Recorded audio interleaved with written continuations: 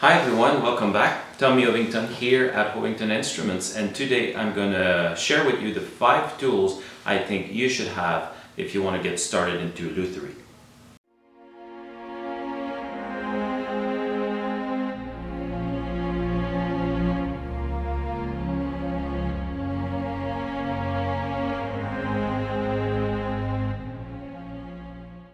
So the reason why I'm making this video is because I received a lot of questions from woodworkers that are kind of thinking about venturing into trying to make either a guitar, either a ukulele. Some people want to try their hand at mandolins, and they're asking me quite often, like, what should they get? Where should they start? What should they buy for woods? And so a lot of questions related to lutherie.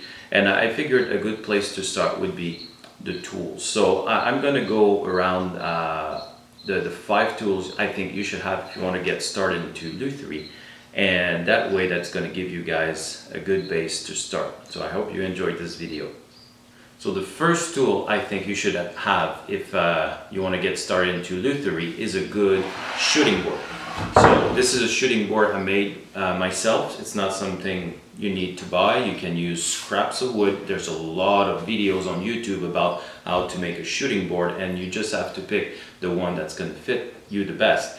But this shooting board basically helps you create that joint where you're going to glue the seam for the front, so the soundboard and the backboard of your guitar or ukulele or whatever instruments you want to make. So a good shooting board is a must. I would also add that make sure you have a bench hook on your shooting board, just so when you actually use your plane, that it doesn't move on you.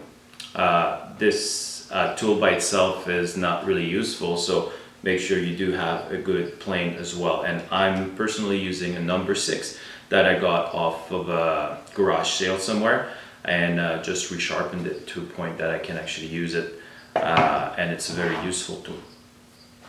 The second tool I think you should have if you want to if you want to get started into lutherie is a fret saw. Obviously, your instrument at some point will have you will have the need to create a channel to put all your frets in.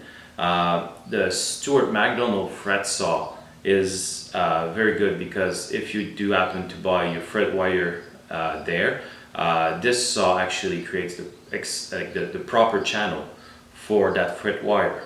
That being said, this is also a Japanese saw, so it's a Japanese pull saw, and you can use it. And if you've been following my channel, you know I use this saw quite a bit, either for doing a dovetail joint to put into the body, or other cuts like at the butt end of the instrument if you want to put your wedge or your little inlay strip. So this saw is a very, very useful saw, and it's not that expensive.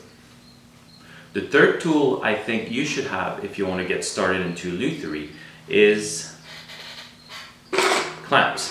Now, those clamps are spool clamps. They're available on Amazon, but I do have a video that shows you how to make those, and that makes them very inexpensive, and you can have tons of them. I've got like 2 pails full of those here for this size, and I also have a shorter one that I use for when I make mandolins. So I'll leave a link at the end of this video for you guys to see how to make those spool clamps. But basically they'll be used to hold the top and the back whenever you do your clamping, or your glue up for your clamping for your glue up when you put the soundboard and the backboard on your instrument. The fourth tool I think you should have when you want to get started into lutherie is a mean to bend your sides. So you will obviously have to thickness your sides and all of that, but after you reach the point that you're ready to bend them, the cheapest way is obviously to use a piece of metal that can be heated up with a blowtorch, and that's what it is. For mine, I actually had access to welder, so I spot welded it, but it's just as easy to put a hole through it and then put a through bolt with a nut, and then this becomes your anchor for your vise. this bolt here. It would go through here.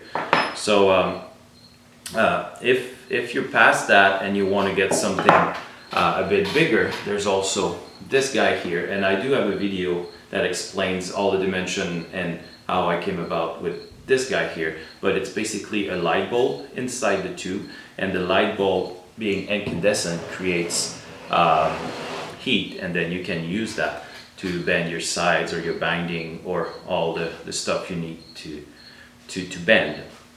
So I also have a video on that, so I'll leave a link at the end of this video.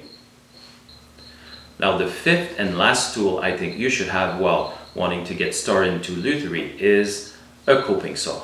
Now bear with me here, a coping saw is just a cheaper version of either a scroll saw or a jigsaw or a bandsaw. So if you already have one of those tools, or you already have the coping saw, well, you already had the game.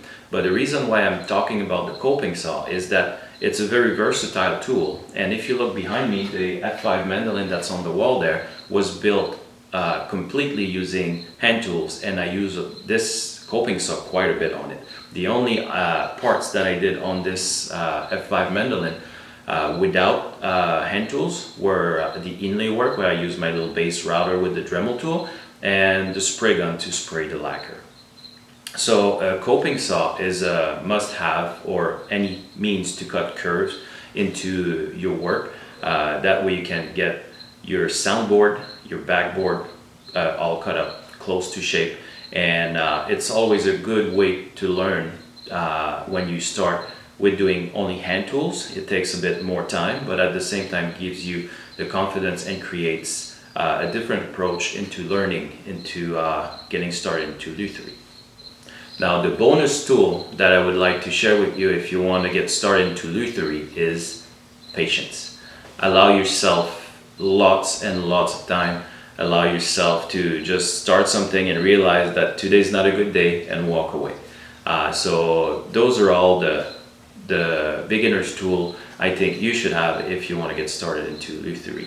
I started this video with the mindset that most of you will probably already be woodworkers, and you already have some tools, so that includes chisels and some tools, but those tools should help you get started into making your first musical instrument. So make sure to leave a comment. Let me know how your instrument is coming along. If you think that I missed an important tool and I should have included that in my top 5, let me know down in the comment. Don't forget to leave a like. Check me on my Instagram and my Facebook page. And until next time, I wish you well.